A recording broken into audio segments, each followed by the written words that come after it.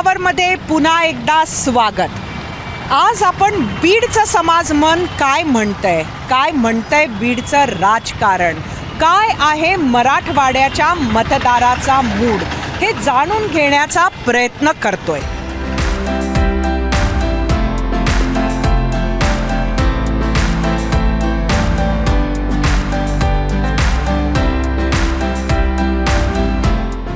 जसं मी तुम्हाला आधी म्हटलं होतं, आता आपल्याबरोबर आहेत बीडचे नागरिक. हे वेगवेगळे व्यवसायातील लोक आहेत, वेगवेगळ्या प्रोफेशन्समधले लोक आहेत. कोणी चार्टर्ड अकाउंटंट आहेत, कोणी वकील आहे, कोणी डॉक्टर आहेत, कोणी शिक्षक आहेत. वेगवेगळ्या पक्षांशी संलग्नित सुद्धा ही मंडळी आहेत. काही लोक अशी आहेत की ज्यांचा राजकारणाशी काहीच संबंधसुद्धा नाही. आज आपल्या समोरचा एक महत्त्वाचा आणि मोठा मुद्दा आहे बीडचं समाज जीवन. कारण मराठवाड्यामध्ये जो काही आरक्षणाचा उद्रेक ज्या वेळेला बघायला मिळाला, त्यावेळेला बीड हे असं गाव होतं जिथे 3 वेगवेगळ्या ठिकाणी अगदी आमदाराचं घरसुद्धा जाळण्यात आलं.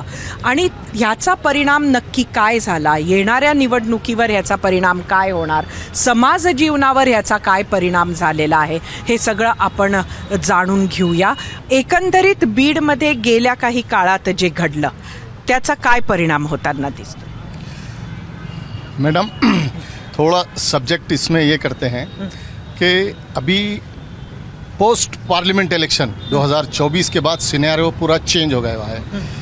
तो इसमें अब मराठवाड़ा वासियों को, भीड़ ज़िले वालों को और पूरे महाराष्ट्र को भी ये कॉन्फिडेंस आया है कि सिचुएशन चेंज हो सकती है. बिफोर 24 पार्लियामेंट इलेक्शन से सब में असुरक्षा की भावना थी. अब एक कॉन्फिडेंस उनके अंदर आ गया है कि we can change the situation. तो अब जो मराठवाड़े में आप देख रहे हैं, कौन सी सिचुएशन बदलना चाह रहे हैं? सिचुएशन जो पॉलिटिकल भी थी और सामाजिक भी थी, उसमें बहुत से जो घटक हैं उनको राजकारण में जो इसको लेकर, आपके रिजर्वेशन को लेकर खास तौर पे जो उत्साह निर्माण हुआ और जो संघर्ष भी निर्माण हुआ, उससे कुछ लोग दबाव में आ गए थे और कुछ लोग आगे आ गए थे. तो ऐसा लग रहा था कि क्या होगा इसके बाद, अब क्या होगा. लेकिन वो परिणाम पार्लियामेंट इलेक्शन में वैसा नहीं हुआ है. और माइनॉरिटीज़ ने, विशेष तौर पे मैं कहूँगा, माइनॉरिटीज़ ने खुलकर वोटिंग की इस बार. उनके ऊपर वो दबाव नहीं था जो इससे पहले का दबाव था. इसलिए काय दबाव असायचा मायनॉरिटीजवर? 2014च्या नंतर देशामध्ये एक वेगळी परिस्थिती निर्माण झाली होती. जशी आपण पाहिली की आत्तापर्यंत अशी परिस्थिती 2014च्या पूर्वी नव्हती. परंतु 2014च्या नंतर मोदी सरकार आल्यानंतर पूर्ण भारत देशामध्ये, विशेषतः मी एक मुस्लिम समाजाचा प्रतिनिधी म्हणून या ठिकाणी उपस्थित आहे, पक्षाचा प्रतिनिधी म्हणून नाही. परंतु देशामध्ये ज्या पद्धतीनं असुरक्षिततेची भावना मुस्लिम समाजामध्ये निर्माण झाली होती, ती 2024च्या आताच्या निवडणुकीच्या नंतर, आता जे 2014 ते 24 जे वातावरण होतं ते आता असं वाटतं की कुठंतरी निवळलेलं आहे आणि सर्वांमध्येच आता सुरक्षेची भावना निर्माण होते, आता असं वाटतंय. 2014 ते 24 हा एका पक्षाचा या ठिकाणी पूर्णतः प्रभाव आम्हाला दिसून आला. परंतु 24च्या नंतर जसं 400 पारच्या घोषणा दिल्या गेल्या परंतु गेले नाहीत. त्याच्यामुळं आता जे आत्ता तर सत्ताधारीमध्ये पक्ष आहे ते सुद्धा आता थोडंसं माइल्ड झालेले आहेत. त्याच्यामुळं ज्या घटना 2014 ते 24 मध्ये झाल्यात, आता असं वाटतं की होणार नाहीत. मुस्लिम समाज हा एकत्रित होऊन बाहेर आला का निवडणुकीच्या वेळेला, लोकसभेच्या वेळेला? जसं सांगितलं जातं तसं ठरवून मतदान झालं का? ठरवून नाही म्हणू शकतो याला. आपण याला म्हणू शकतात की त्यांनी आपली जे राजकीय भूमिका आहे त्यांनी स्पष्ट केली आहे की आम्ही पण म्हणजे की मतदान करत आहे, तुम्ही आम्हाला पण मोजा. तुम्ही जे आम्हाला साईडला करतात, साईड लाईन तुम्ही प्रत्येक वेळ आम्हाला फक्त एक वापर जे होता ते आता यामध्ये दिसून आला की वापर करू शकत नाही कुणीही मुस्लिम समाजाचा. आणि ते पुढे राजकीय पक्षांनी त्याला समजून घेतलेलं आहे असं वाटतं. स्वाभाविकरित्या मुस्लिम समाजानं यावेळेला मोदी नको अशा पद्धतीचं मतदान केल्याचं दिसून आलं. येणाऱ्या काळामध्ये म्हणजे विधानसभेमध्ये सुद्धा राज्यातलं सरकार नको अशाच पद्धतीचं मतदान होणार आहे का आणि मुस्लिम मतं परत असंच एकत्रित राहणार आहेत का? आपण जो विचारलेला प्रश्न याला मी असं म्हणेल की तो नाहीच. मोदी नको किंवा वरती कोणती शासन आहे याचं काही आम्हाला घेणं देणं नाही. महत्त्वाचा मुद्दा आहे मुस्लिम समाजाला बाकीच्या समाजाबरोबर घेऊन चालणे. मुस्लिम समाजाचे जे प्रश्न आहेत त्याला शिक्षणाला महत्त्व देणे. त्यांच्या आज त्यांचा जो तरुण आहे तो जो बेरोजगार आहे त्याला रोजगार मिळणे आणि चांगल्या पद्धतीचं शिक्षण मिळणे आणि या सर्व गोष्टी होऊन त्याला सुरक्षा मिळणे. आज जी सुरक्षा म्हणतो आपण संरक्षण जे आहे तो फक्त मुस्लिम समाजापुरतं नाही, ह्या सगळ्या समाजासाठी संरक्षणाची अत्यंत आवश्यकता गरज होती. ती आज आत्ता सांगितल्याप्रमाणे 2024 थोडासा बदल झाला आहे. कारण की जे पहिल्यांदा असं वाटत होतं की फक्त मुस्लिम समाजाला संरक्षण पाहिजे, पण आज असं वाटतंय की सर्वच भारतातील सर्व समाजाच्या धर्माच्या लोकांना संरक्षणाची गरज आहे आणि चांगल्या शिक्षणाची गरज आहे, चांगल्या विकासाची गरज आहे.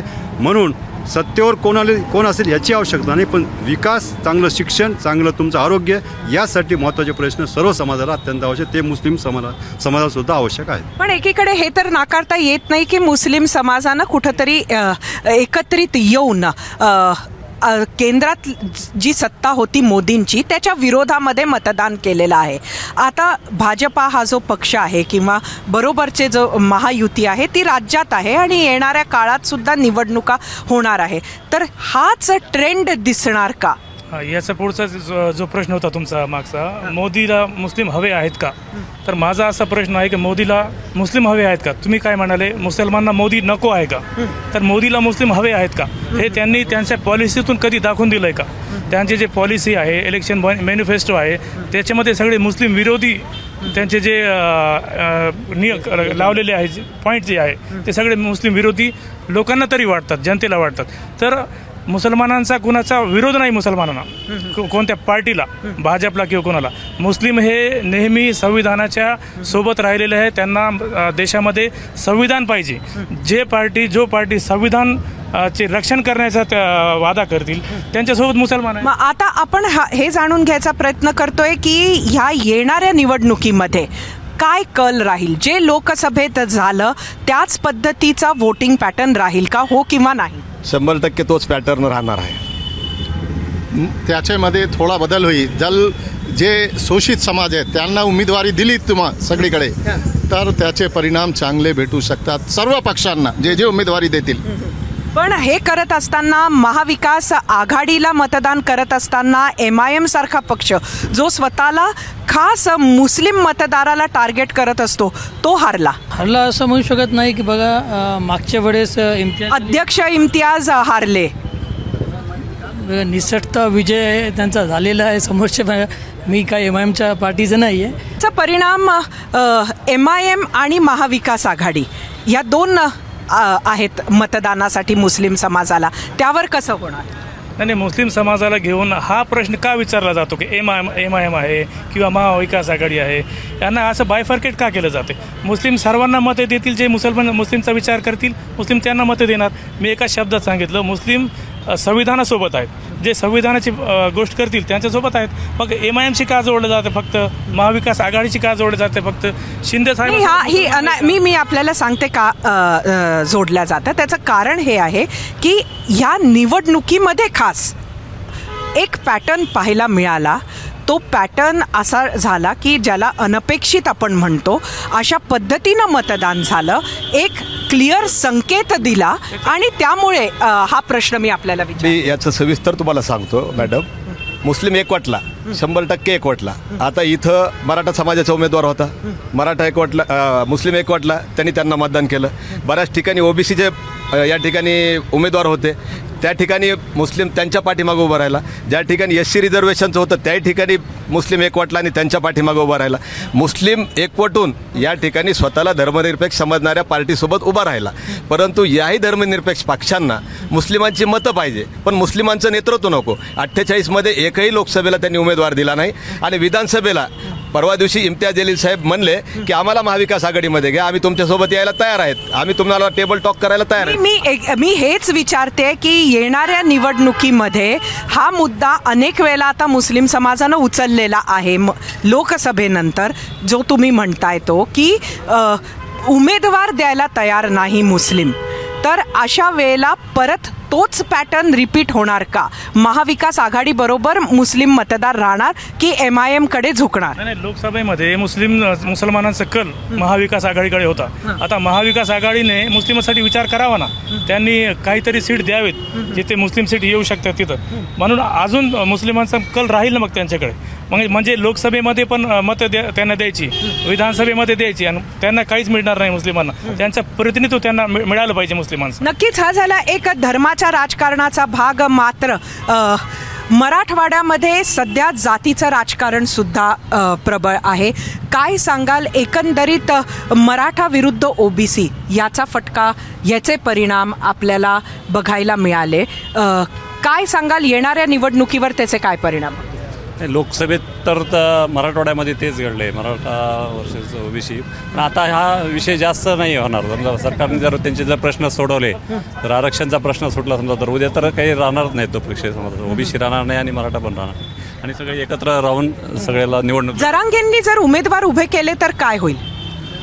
निश्चितच एक ठराविक त्याचा निश्चितच त्यांचा इम्पॅक्ट जो आहे तो निश्चितच त्याच्यावर राहू शकतो. पण ओव्हरऑल सध्या लोक एक सर्वांगीण गोष्टींवर विचार करताय. फक्त जातीयवाद हाच प्रश्न इथं नसून एक बीडची जी इमेज सध्या तयार होती की फक्त जातीयवाद OBC विरुद्ध मराठा असं नसून इथली जनता नेहमीच सर्वसमावेशक असा विचार करत आलेली आहे. आणि इतर मुद्द्यांवर जसं मॅनिफेस्टो असतील त्या पक्षाचे, ह्या संदर्भात बेसिक इन्फ्रास्ट्रक्चर असेल, ह्या गोष्टींवरती निश्चितच इथले लोक विचार करतील आणि एक सर्वांगीण निकाल हा बीडचा पाहायला मिळू शकतो. असं फक्त जातीवादी वातावरण बीडमध्ये निश्चितच नाही. जी खास आरक्षणाच्या मुद्द्यावरून नंतर जी हिंसा झाली आणि त्याच्यामधनं जो आपल्याला जी जाळपोळीच्या घटना बघायला मिळाल्या, महाराष्ट्रानं त्या बघितल्या, त्यानंतर बीडच्या समाज जीवनावर त्याचा काय परिणाम झाला? काही दिवस निश्चितच याचा समाज जीवनावर परिणाम झाला या घटना घडल्यामुळे. पण कालांतराने त्या समाज हा एकत्रित झाला पूर्ण सर्वधर्मीय, त्याच्यामुळं त्याचा परिणाम फारसा आमच्यात जाणवू दिला नाही. एक राजकीय भाग सोडला तर आमच्या इथला बीडचा समाज हा शांतताप्रिय समाज आहे. सर्व जाती धर्माचे एकत्ररित्या इथे बीडमध्ये नांदले जातात. कुठल्याही हिंसक घटना अशा पाहायला मिळत नाहीत बीडमध्ये. तरी फक्त तो एक राजकीय जर भाग सोडला, राजकीय स्टंट सोडला, तर बाकी असं कुठलंही वातावरण बीडमध्ये नाही आहे. आपणही त्याला राजकीय स्टंटच मानता का जे जाळपोळ झाली ती? नाही, मुळात जो रोष होता तो जनतेमधला, तो विस्थापितांविरुद्ध प्रस्थापितांविरुद्ध विस्थापितांचा असलेला रोष होता. राजकीय पटलावर जे काही निर्णय घेतले जातात तर ते जनतेपर्यंत जनतेचे मत लक्षात न घेता घेतले जातात. म्हणून तो रोष एक व्यक्त करण्याचा प्रयत्न ते लोकांनी केला असं मी त्याला म्हणेल. त्याला राजकीय वळण न देता त्याला विस्थापितांविरुद्ध प्रस्थापित असं बघण्यात यावं असं मला वाटतं. एकंदरीत ज्या घटना घडल्या त्याचा कुठलाच परिणाम येणाऱ्या विधानसभेच्या निवडणुकीवर होणार नाही का? नाही, याचा परिणाम जास्त काही होणार नाही. कारण आता प्रत्येक विधानसभेमध्ये मतदार हा शून्य झालेला आहे. हा विचारपूर्वक करूनच मतदान करणार आहे. त्याच्यामुळं असं हे जे परिणाम झाले, अशा घटना घडल्यात, याचा परिणाम नाही होणार याचा. खरं तर एक आश्चर्याची गोष्ट ही होती की या निवडणुकीमध्ये पंकजा मुंडे उभ्या होत्या आणि धनंजय मुंडे यांनी सुद्धा खूप जोर लावला होता आणि अशा वेळेला त्या हरल्या. काय सांगून जातं हे? पंकजा मुंडे हरल्या किंवा कोण निवडून आला हे विषय नाही आहे. विषय जातीचं राजकारण जे काही आपण गृहीत धरतोय तसं पण नाही आहे. कारण कसं आहे की आता युवा वर्ग जो आहे, युवा वर्गाने स्वतःच्या अस्तित्वाचं, स्वतःच्या प्रगतीच्या बद्दलचा विषय लक्षात घेतलेला आहे आणि प्रत्येक समाजामधला युवक वर्ग हा जागरूक झालेला आहे. त्याला त्याचं भविष्य पाहायचं आहे. त्याला हे राजकारणाशी काही इंटरेस्ट नाही आहे. त्याच्यामुळं त्यांनी ह्या पद्धतीने विषय घेतलेला आहे की बाबा जो माझ्यासाठी काम करल, युवकासाठी काम करल, पुढचं भविष्य आमचं सेफ. म्हणजे तुमचं म्हणणं आहे की युवकांना असं वाटलं नाही की पंकजा किंवा धनंजय मुंडे हे त्यांच्यासाठी काम करतील? नाही, असं नाही आहे.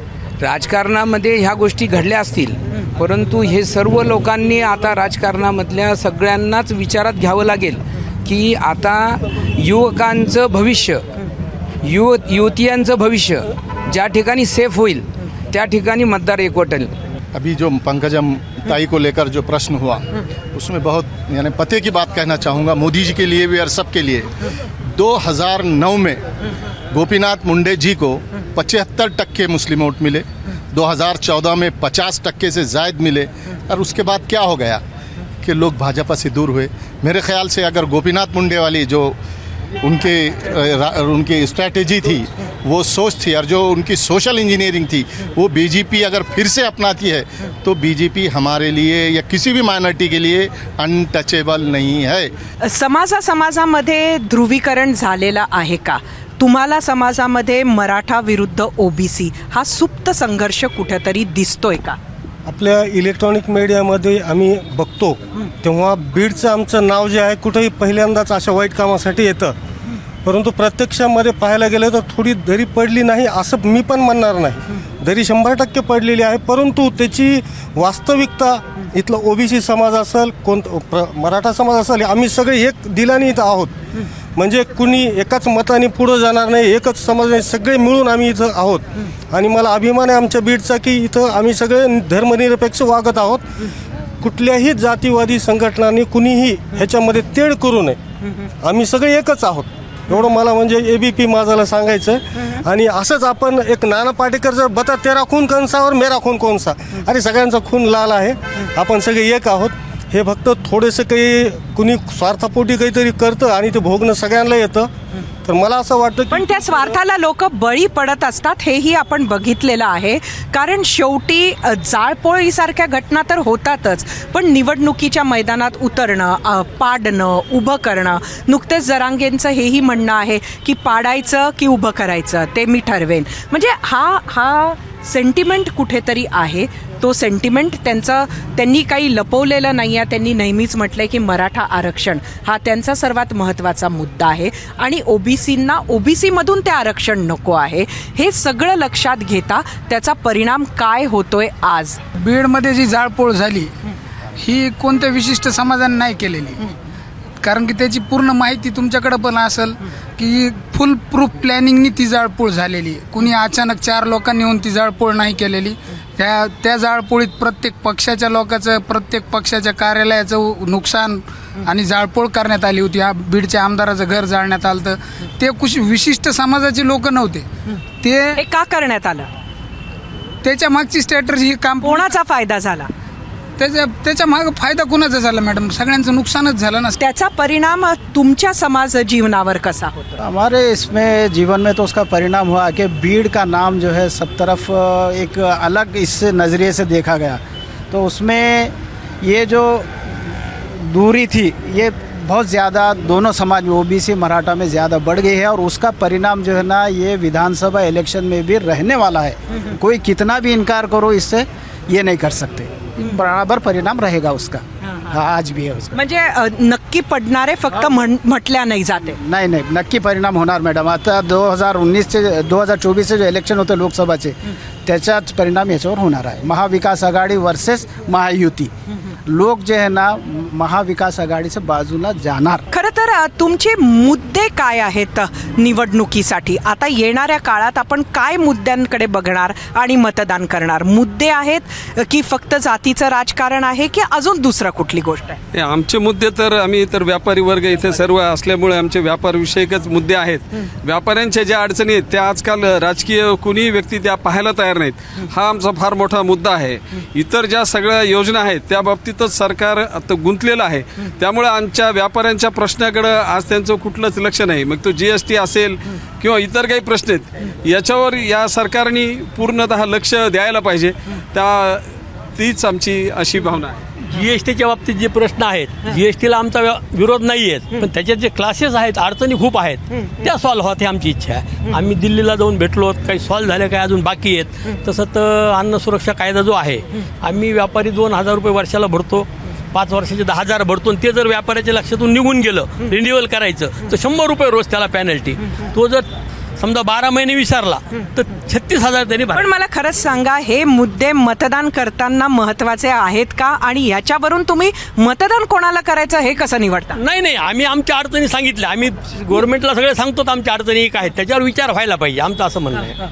मॅडम, याच्यामध्ये जसं शिक्षक पदवीधर मतदारसंघ आहे, तसा एक व्यापाऱ्यांचा सुद्धा एक आमदार झाला पाहिजे, तेव्हा ह्या प्रश्न सुटू शकतात. आणि 1 नेशन 1 टॅक्स, आता मी प्रॅक्टिस करतो इन्कम टॅक्स सेल टॅक्सची, तर 1 नेशन 1 टॅक्स त्यांनी सांगितलं होतं, परंतु प्रोफेशन टॅक्स परत आपल्या महाराष्ट्रात आहेत. म्हणजे अशा हे व्यापाऱ्यांना खूप त्रासदायक होतोय आणि त्याचा कल काय होतो, मग त्याचा परिणाम थोडंसं वाईट वाटायला लागतं. म्हणून तो व्यापारी सुद्धा थोडं वेगळा विचार करू शकतो. आमचं काय म्हणणं आहे मॅडम की आम्ही टॅक्स भरतो, प्रत्येक टॅक्स भरतो, नगरपालिकेचं भरतो, इन्कम टॅक्स भरतो, पुढे व्यापाऱ्याला भविष्य काय. पण तुमच्याकडले जे विधानसभेचे उमेदवार आहे, म्हणजे हा तुमचा जो मुद्दा आहे तो केंद्राशी संबंधित आहे, लोकसभा निवडणूक होऊन गेली, विधानसभेत याचा काय संबंध आहे? विधानसभेमध्ये आपली अर्थमंत्री जेव्हा आपलं पण महाराष्ट्राचं बजेट सादर होतं, तेव्हा हे व्यापाऱ्यांचे मुद्दे, सर्वसामान्यांचे मुद्दे ते तिथं मांडले पाहिजे. हे मुद्दे येतात का? निश्चित असे मुद्दे फार महत्त्वाचे आहेत, कारण की समाजातला प्रत्येक घटक एक आपले आपले मुद्दे घेऊन हे करत असतो. पण बीडमध्ये एक फार मोठा ज्वलंत अनेक वर्षांपासून जो विषय आहे तो रेल्वेचा प्रश्न आहे. तो अत्यंत प्रत्येक बीडकराच्या जिव्हाळ्याचा विषय आहे. मग तुम्ही कुठल्याही जातीच्या व्यक्तीला विचाराल तर त्याला वाटतं की रेल्वे बीडला कधी येणार, म्हणजे असं बऱ्याच वेळेला सांगण्यात आलं. पण कुठला उमेदवार तो विषय घेऊन मैदानात उतरतो का निवडणुकीला? नाही, निश्चित प्रत्येक पक्षाचे उमेदवार त्याच्या संदर्भात उतरलेले आहेत आणि पुढच्या इलेक्शनला आम्ही निश्चितच रेल्वे बसून येऊ वगैरे असं सर्वांनी त्याचे हे केलेलं आहे, आश्वासन दिलं आहे. पण तसं आत्तापर्यंत झालेलं नाही. काम प्रगतीपथावर आहे, पण ते नेमकं पूर्ण कधी होणार, आणि याच्यामध्ये केंद्राचा आणि राज्याचा 50-50% वाटा असल्यामुळे लोकसभेतही या मुद्द्याला तेवढंच महत्त्व होतं आणि विधानसभेलाही त्या मुद्द्याला एवढंच महत्त्व आहे. त्यामुळे संपूर्ण बीडकरांचं हेच आहे की लवकरात लवकर बीड, कारण बीड हे हाच मुद्दा आहे. जर हाच मुद्दा असेल तर मग जी सरकार केंद्रात, तीच सरकार किंवा तीच मंडळी बीडमध्ये, असं काही आहे का? नाही, असं आहे, पण दोन्ही सरकार, केंद्रातले सरकार भाजपचं आणि सध्या महाराष्ट्रामध्ये आहे, आणि रेल्वेचं काम पण चालू आहे बऱ्यापैकी बीडमध्ये, पण अनेक वर्ष झालं की स्लोली आहे, काम चालू आहे बरं. पण मुद्दा असा नाही की ह्या जातीचा, बीडमध्ये जातीच्या पेक्षा विकासाचं कोण करेल काम, विकासावर बोलल्याच जात नाही. नुसते प्रत्येकजण जातीवर हा विषय जातीचा आता मागे पडलेला आहे. जे विकास करेल त्याला लोक त्याच्या पाठीशी खंबीरपणे उभा राहतील, बीडची जनता. जसं मी तुम्हाला आधीच सांगितलं होतं, आजचा आपला 0 आवर आहे ग्राउंड झिरोवरून, आणि ग्राउंड झिरो आहे मूळ मराठवाड्याचा. आपण मराठवाड्यातील बीड शहरातील नागरिकांशी चर्चा करत होतो. मी आपल्याकडे येते. काय सांगाल, बीडमध्ये तुमच्यासाठी एक महत्त्वाचा मुद्दा काय वाटतो? बीडच्या सर्वांगीण जर विचार केला तर बीडच्या युवकांचा महत्त्वाचा प्रश्न म्हणजे लग्न करणे, आणि लग्न करण्यासाठी एक मुलगी लागत असते.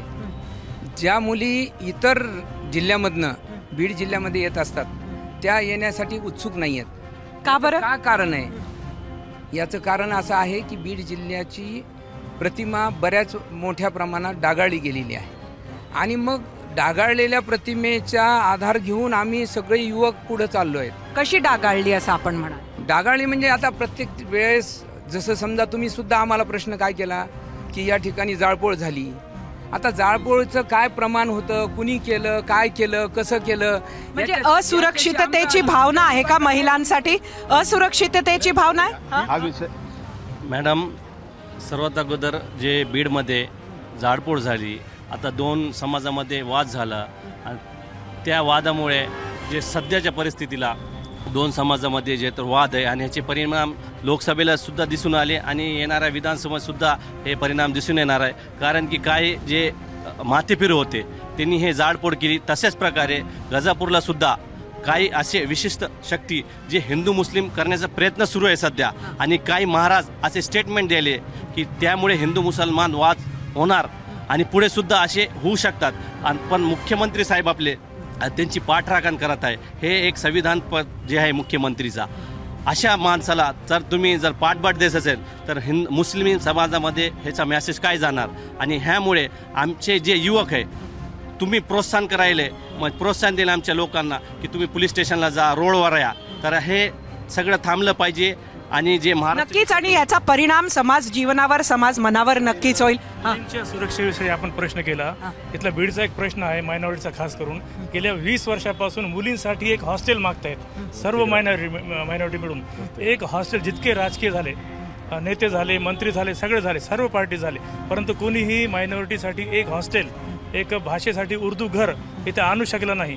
जर इथे मुलींसाठी हॉस्टेल नसेल तर त्यांची राहण्यासाठी, शिक्षणाची सोय कशी होणार, ते जाण्या येण्यामध्ये खेड्यापाड्यातून ते येणार आहेत, त्यांची सुरक्षा कशी होणार. नक्कीच महत्त्वाचा मुद्दा आपण मांडला आणि यांनी सुद्धा मांडला. त्यातूनही असुरक्षिततेचीच भावना येते. आपण काय सांगाल, बीड हे महिलांसाठी सुरक्षित आहे का? बीडचंच वातावरण आहे. लोकसभा, विधानसभा आपण जातीयतेवर ओबीसी मराठा बघतोय, परंतु आज घडीला बदलापूर सारखी एक घटना झाली. आज आमच्या 2 वर्षाच्या लेखी बाहेर काढण्यासाठी आम्ही घरामध्ये रडतोय. का? कारण आम्हाला माहिती आहे की सरकार कुठलंही असू द्या, परंतु स्वराज्याच्या, शिवाजी महाराजांना रांजाच्या पाटलाचे हातपाय कलम केले होते. पुन्हा स्वराज्यात तेच होत आहे. आपण कुठल्या स्वराज्यात राहत नाही, शिवाजी महाराज स्वराज्यात राहतोय.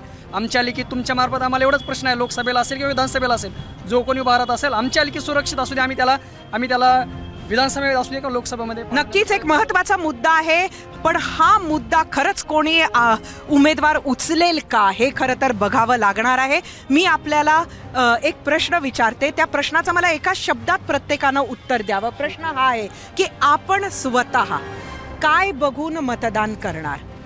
आपल्या जातीचे प्रश्न, आपल्या धर्माचा प्रश्न, आपल्या गावाच्या विकासाचा प्रश्न, की इतर सामाजिक सुरक्षिततेचा प्रश्न? मग त्यात महिलाही आल्या आणि इतर विषय पण आले. आपण ह्या 4 पैकी कुठल्या गोष्टीला पाहून मतदान करणार? एकच सामाजिक सुरक्षा, विकासाच्या मुद्द्यावर. मी स्वतः उमेदवार असल्यामुळं मी ह्याच गोष्टीवर निवडणूक लढवणार आहे. विकासाच्या, सामाजिक सुरक्षा, क्योंकि समाज सुरक्षा रहेगा तो सब चीज मिल जाएगी आपको. फक्त आणि फक्त विकासाच्या मुद्द्याला पाहू. विकासाच्या मुद्द्यावर सुरक्षित असले पाहिजे. सुरक्षा, समाज सुरक्षा, समाज, विकासाचा मुद्दा, विकासाचा, शहराचा सर्वांगीण विकास व्हावा, ह्याच आमचा उद्देश आहे. विकासाचा मुद्दा महत्त्वाचा असून यामध्ये जसं सांगितलं की मुलांसाठी, इथे रोजगार निर्माणासाठी, उद्योगधंद्यासाठी MIDC मजबूत झाली पाहिजे. फक्त विकासाचे मुद्दे, सामाजिक प्रश्न व विकासाचा मुद्दा, सामाजिक प्रश्न व विकासाचा मुद्दा, सामाजिक प्रश्न आणि विकासाचा मुद्दा, विकासाच्या मुद्दा, विकासाचा मुद्दा. महाराष्ट्रामध्ये आम्हाला शांतता पाहिजे. विकासाचा मुद्दा खूप इम्पॉर्टंट. सामाजिक सुरक्षता, समाज सुरक्षा आणि विकास. इथे असलेल्या लोकांना खरं तर हवंय फक्त सामाजिक सुरक्षितता आणि विकास. पण असं होताना आपल्या समाजात का दिसत नाही? येणाऱ्या निवडणुकीमध्ये याचं प्रतिबिंब खरंच दिसेल का, हे सुद्धा बघावं लागेल. की निवडणूक आल्यानंतर नेत्यांची भाषणं, राजकारण्यांची रणनीती, या सगळ्याला मतदाता सुद्धा बळी पडेल का?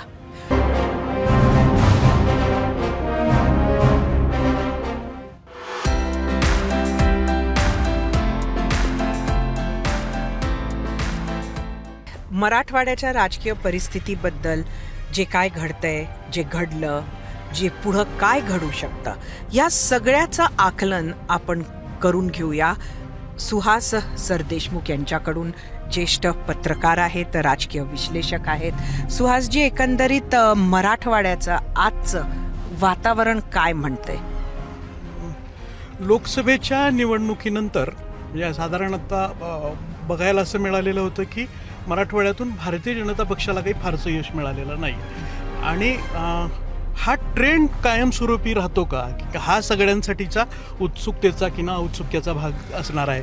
त्याचं कारण असं आहे की मराठा आंदोलनाच्या पार्श्वभूमीवर सगळ्या जिल्ह्यांमध्ये एकत्रित झालेलं जे जनमत आहे, ते जनमत कायमस्वरूपी टिकून राहील का, हा सगळ्यांच्या मनामध्ये असणारा प्रश्न आहे. तर मागच्या काही दिवसांमध्ये ज्या काही घटना घडामोडी घडत आहेत आणि ज्या पद्धतीनं मधल्या 10-1 महिन्यात म्हणजे लोकसभेच्या निवडणुकीच्या आधी जरांगे पाटलांना सरकारने ज्या पद्धतीनं वेटेज दिलेलं होतं, ते मागच्या काही दिवसांपासून ते मिळत नाही आहे किंवा दिलं जात नाही आहे, हे आता प्रकर्षाने दिसायला लागलेलं आहे. तर अशा परिस्थितीमध्ये जरांगे पाटील या सगळ्या निवडणुकीच्या काळामध्ये कोणती भूमिका घेतात, हेही औत्सुक्याचं आहे. ते ज्या प्रकारचे आत्ता त्यांचं बोलणं चाललं आहे, ते बऱ्याचदा इशारे वजा आहे. म्हणजे त्यातून काही ठोसपणे ते समोर येत नाही आहे. म्हणजे इतक्या 288 मतदारसंघात निवडणूक लढवायची आहे आणि लढवायचं का नाही हे आम्ही 15 दिवसांनी जाहीर करू, महिनाभरांनी जाहीर करू, असं जे एका अर्थाने जरांगे पाटील पण एक वेळकाढूपणा करतात. आणि तो जसं पुढे जाईल तसं त्यांना प्रिपरेशनसाठी, म्हणजे समजा त्यांना निवडणुकीत उतरायचं असेल तर त्यालासुद्धा एक काहीतरी होमवर्क करायला लागेल ना, तर ते होमवर्क चालू आहे असं म्हणतायत. पण मराठवाड्याचं राजकारण किंवा येणाऱ्या निवडणुका या जसं सामान्यतः एक विचार आहे तसंच आहेत का? मनोज जरांगे यांच्या निर्णयावर त्या अवलंबून आहेत का? बऱ्याच अंशी याच्यामध्ये म्हणजे हे मत नाकारता येऊ शकत नाही की जरांगे पाटील त्याच्यामध्ये फॅक्टर नसतील. त्याचं कारण असं आहे की आत्ता लोकसभेच्या निवडणुकीच्या नंतर भारतीय जनता पक्षासह सर्व पक्षाचे नेते जरांगे पाटलांना भेटून जात आहेत. राजकारण डोक्यासमोर ठेवून, निवडणुका डोळ्यासमोर ठेवून मराठ्याच्या मतावर पुन्हा निवडून यायचं आणि मराठ्यांचेच पोराचं वाटवं करायचं. जर लढायचा निर्णय झाला तर कागदपत्र काढायला वेळ जाईल, त्यामुळे काढून ठेवा सगळेजण. त्यातून एक ठरणारे, बाकीचे जे वायाला गेले तरी चालतील. कोणाचा नंबर लागू शकतो त्याचं आज काही सांगू शकत नाही कोणी. मी पूर्ण महाराष्ट्रातल्या 288 मतदारसंघात चाचपणी करणार आहे. एक उमेदवार जिल्ह्याच्या वतीनं द्यायचा आहे, तो सगळ्या जाती धर्माचे असणार आहे, नुसते मराठ्यांचेच नाही. आपले सरसकट सगळ्यांनी एकत्र यायचे आणि अपक्ष दणका भरा. ताण राहत नाही लोकांना, पण पंजा पक्षाचा नाही, कशाचा नाही. आम्हाला राजकारण नाही ना करायचं, त्याच्यामुळे पक्ष नाही. सरकारनं जर आपलं आरक्षण नाही दिलं तर महाराष्ट्रातली सगळ्यात मोठी एखाद्या मैदानावर बैठक घेऊन, मराठ्यांची बैठक घेऊन पुढचा निर्णय आपण ठरवू. जर आपल्याला नाही आरक्षण दिलं तर 288 उभा करायचे का 288 पाडायचे. 100% मतदान करायला मराठ्यांनी सुद्धा शिका. तुम्हाला मराठवाड्यामध्ये फिरताना, मराठवाड्याचं राजकारण रिपोर्ट करत असताना आता काय जाणवतंय? मतदात्याचा कल काय आहे? लोकसभेच्या सारखाच निकाल येणार विधानसभेत की काही बदलू शकतं? आत्ता म्हणजे ज्या लेवलला ज्याला आपण नेरेटिव्ह म्हणूयात, ती नेरेटिव्ह सत्ताधारी पक्षाला सापडत नव्हतं मधल्या काळात. म्हणजे ते लाडली बहिणा आता त्यांनी करून पाहिलं, वेगवेगळ्या योजनांमधून मिळणाऱ्या पैशांच्या लेवलला अनुदानाची जी रक्कम आहेत त्या लोकांच्या खात्यात जाऊन पडत आहेत. तर ह्याच्यानी मानसिकता बदलते की नाही याची तपासणी साधारणतः सत्ताधारी पक्षाकडून होताना दिसते. आणि तुम्हाला काय वाटतं, ग्राउंडवर लाडकी बहीण योजनेचा काही फायदा सरकारला होताना दिसतोय का मराठवाड्यात? नाही, आता हे निवडणुकीनंतरच त्याच्यात क्लिअर होईल. पण लोक या योजनेच्या अनुषंगाने मला पैसे मिळाले की नाही हे तपासण्यासाठी जेव्हा येत आहेत तर ती संख्या किंवा त्याचा प्रतिसाद मात्र खूप जास्त आहे. मुख्यमंत्री माझी लाडकी बहीण योजना अतिशय लोकप्रिय झालेली आहे. महिलांनो, मायमाऊलींनो, मी तुम्हाला सांगेन हे कुठल्या जातीपातीचा, नात्यागोत्याचा विचार करून दिलेली योजना नाही. योजना सक्सेस होतीये म्हणून विरोधकांचा तिळपापड झालाय, जळफळाट झालाय. आजचा रावण कोण आहे? आजचा रावण फेक नरेटिव्ह आहे. त्याच्या बेंबीत बाण मारला की पुन्हा सत्तेमध्ये आपण त्या ठिकाणी परत येऊ. आणि म्हणून मी तुम्हाला एवढीच विनंती करण्याकरता आलो आहे. फार कमी 2 लाख मतांचा फरक आहे. 2 लाख. अरे 2 लाख मतं तर ज्या दिवशी आम्ही लाडकी बहीण योजना घोषित केली ना त्याच दिवशी वाढली. तुम्ही सरकारला ताकद दिली तर 1,500चे पावणे 2,000 होणार, 2,000 होणार, 2,500 होणार, आणखी ताकद दिली तर 3,000 होणार, त्यापेक्षा जास्ती ताकद दिली तर त्याच्यापेक्षा जास्ती टाकणार. कारण हे सरकार माझ्या बहिणींच्या खात्यामध्ये हप्ते टाकणारं आहे, हप्ते घेणारं सरकार नाही. खरं तर हा झाला मतदानाचा भाग. दुसरा भाग हा आहे की सध्या सामाजिक परिस्थिती कशी आहे. कारण मध्यंतरीच्या काळामध्ये म्हणजे एक आरक्षणाची मागणी असणे, त्याच्यासाठी आंदोलन होणे हा एक भाग आहे. पण दुसरीकडे हिंसा झाली, जाळपोळ झाली, हे सगळं लक्षात घेता समाजमन काय म्हणतंय, लोकांची मानसिकता कशी आहे, मनस्थिती कशी आहे, लोक घाबरलेले आहे का, समाज एकजूट आहे का, की ध्रुवीकरण आहे? ध्रुवीकरण तर निश्चितपणे झालेलं आहे. म्हणजे ते अगदी खोलवर रुजलेलं आहे. मध्यंतरी आम्ही एक रिपोर्ट केलेला होता की वसतिगृहामध्ये राहणारी मुलं जनरली एकमेकांची जात न विचारता राहतात. एखाद्या खोलीमध्ये सगळे विद्यार्थी राहतात, तर तेव्हा जात विचारली जायची नाही. आता मुलं एकमेकांची जात विचारून राहतात. म्हणजे त्यांनी त्यांचा कम्फर्ट झोन हे जात बनवलं आहे. आणि असा जात हे कम्फर्ट झोन बनवण्याची प्रक्रिया जी आहे ती अगदी गावापर्यंत रुजली आहे. म्हणजे आत्ता आपण दिवसभरामध्ये बोलत असताना सुद्धा लक्षात असं येतं आहे की सगळ्या ओबीसी जातीतली लोक मराठा कुणबी किंवा शेतकऱ्यांच्या याच्यात कामाला जात नाही आहेत, किंवा ओबीसीचं दुकान असेल तर त्या दुकानामध्ये मराठ्यांची माणसं जात नाही आहेत. ही जी प्रोसेस होती ती मधल्या काळामध्ये खूप तीव्र होती. आत्ता त्याच्यात थोडंसं मायन्यूट बदल हळूहळू होतील, पण त्याच्यासाठी खूप सारे प्रयत्न करायला लागतील. पुढच्याही काळात म्हणजे निवडणुका झाल्यानंतर सुद्धा सर्व राजकीय नेत्यांनी प्रगल्भपणे ह्या सगळ्या विषयांकडे बघायला हवं. आणि मग ती जी रुजवणूक आहे म्हणजे कुठेतरी मराठवाडा आत्ता शांत दिसतोय, पण आतमध्ये काहीतरी खतखत आहे असं तुम्हाला म्हणायचंय का? निश्चितपणे ही खतखत खूप दिवसापासूनची आहे, म्हणजे ती आजची आहे असं नाही. मग त्या रोजगारांच्या संधीच्या निमित्ताने आहे, ती कापूस सोयाबीनच्या प्रश्नाच्या निमित्ताने आहे, ती वेगवेगळ्या कारणांनी कोणतीही गोष्ट संघर्ष केल्याशिवाय मिळत नाही अशी जी भावना मराठवाड्यातल्या सर्व क्षेत्रातल्या सर्व माणसांमध्ये. उदाहरणार्थ पाणी नाशिक नगरवरून मराठवाड्याला मिळण्यासाठी एक संघर्ष स्वतंत्र करायला लागतो. एखादा आंतरराष्ट्रीय प्रकल्प मराठवाड्यात यावा ह्याच्यासाठीचं जे लॉबिंग करायला लागतं त्याच्यासाठी परत स्वतंत्र आणि हा रोष जाहीरच आत्ता असणाऱ्या सत्तेत असणाऱ्या पक्षांच्या विरोधात जास्त असतो कधीही, त्यामुळे त्याचा फटका बसू शकतो असं तुम्हाला वाटतं का? म्हणजे लोकसभेत तर बसलाच आहे आणि त्याबरोबर ह्या गोष्टींचाही फटका विधानसभेत बसेल का? असं होऊ शकतं, कारण आत्तापर्यंतचा तर लोकसभेचा अनुभव बघता तो बसलेला होता. म्हणजे काही बदल लोकसभेनंतर पक्षस्तरावर झालेले दिसतात आहेत का तुम्हाला मराठवाड्यात? नाही, आत्ता काही गुंतवणुकीच्या पातळीवर जे झालेले बदल होते ते निश्चितपणे सकारात्मक त्याच्याकडे बघायला हवं.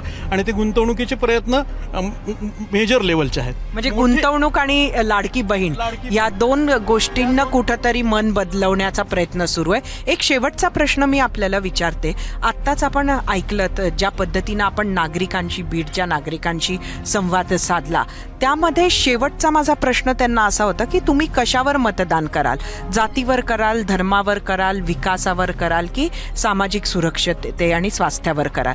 तर एकंदरीत लोकांनी म्हणताना मात्र विकास आणि सामाजिक सुरक्षा म्हटलं. खरंच तुम्हाला हे दिसतं का की लोकांची प्रायोरिटी खरंच हे दोन मुद्दे आहेत का? नाही दिसत आहे असं. म्हणजे आता कसं आहे, कॅमेरा दिसल्यानंतर एक बनचुकेपणा सगळ्यांमध्ये आलेला असतो, तर तो मतदारांमध्ये पण असतो, तो नसतोच असं नाही. त्याच्यामुळे आपल्याला जे सांगितलं जाणारं कारण आहे ते मतदानामध्ये जशाच तसं असतंच ह्याची काही खात्री देता येत नाही. लोकसभेच्या निवडणुकीच्या पूर्वी सुद्धा विकास ह्याच मुद्द्यावर आम्ही मतदान करू असं म्हणणारे खूप जण पाहिलेत आपण. त्याच्यामुळे लगेच ते त्यांचं ते मत खरं आहे असं समजण्याचं कारण नाही. तर त्याचं जे नेरेटिव्ह सेट करण्याची प्रोसेस आहे ती राज्य सरकार कशा पद्धतीने मराठवाड्यासाठी स्वतंत्र करते का याच्यावर ह्या सगळ्या गोष्टी अवलंबून असतील. नक्कीच. धन्यवाद सुहासजी आमच्याशी बोलल्याबद्दल. ग्राउंड झिरोवरून आपण पाहत होतो आजचा 0 आवर. गेली 3 दिवस आम्ही तुम्हाला 0 आवर आणलाय मराठवाड्यातून, कारण येणाऱ्या निवडणुकांचं एक महत्त्वाचं केंद्रस्थान आहे मराठवाडा. आपण 0 आवरमध्ये रोज लोकांना सोशल मीडियावरून प्रतिक्रिया मागतो. या खेपेला आम्ही प्रश्नही लोकांमध्ये जाऊन विचारला आणि प्रतिक्रियाही थेट लोकांमधनं घेतली. त्याचबरोबर आपण मराठवाड्यातील नेत्यांशीही बोललो आहोत. समाजमन नक्की काय म्हणतंय, काय म्हणत नाहीये, पण काय संकेत देत आहे, हे सगळं आम्ही तुमच्यापर्यंत आणण्याचा प्रयत्न केला. या निवडणुकीच्या दरम्यान अनेक वेळेला 0 आवर हा स्टुडिओमधून नाही तर ग्राउंड झिरोवरून आम्ही तुमच्यासाठी आणत राहूया. मात्र तुर्तास वेळ झाली आहे आज इथेच थांबण्याची.